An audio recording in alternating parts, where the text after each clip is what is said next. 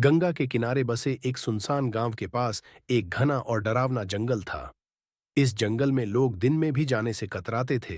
कहते थे कि वहां एक अघोरी बाबा रहता है जो काले तंत्र की विद्या में पारंगत था।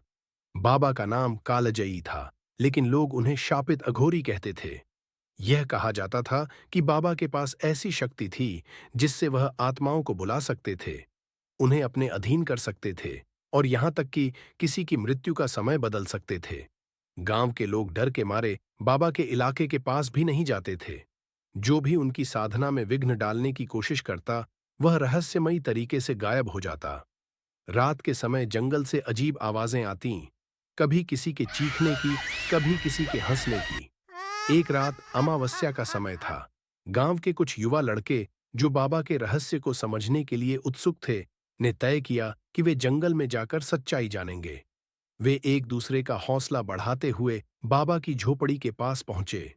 झोपड़ी से लाल रोशनी निकल रही थी और हवा में एक अजीब सी दुर्गंध फैली थी। जब उन्होंने झोपड़ी के भीतर झांका तो उनकी रूह कांप उठी। बाबा एक विशाल चिता के सामने बैठे थे, जहां एक कंकाल जल रहा था। उनके चारों ओर खोपड़ियों का ढेर था और हर खोपड़ी से काले धुएं का एक पतला सा धागा निकलकर बाबा की ओर जा रहा था।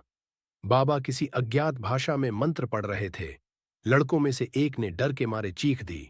बाबा ने तुरंत अपनी जलती हुई आंखें उनकी ओर घुमाईं। तभी झोपड़ी के दरवाजे अपने आप बंद हो गए।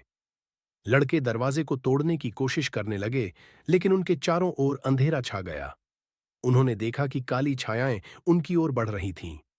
सुबह गांव के कुछ लोगों ने जंगल में उन लड़कों की खोज की।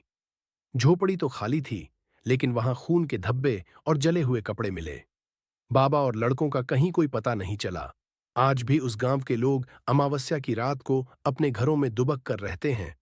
कहते हैं कि बाबा की आत्मा अब भी उस जंगल में भटकती है और काले तंत्र के अनुष्ठान करती है।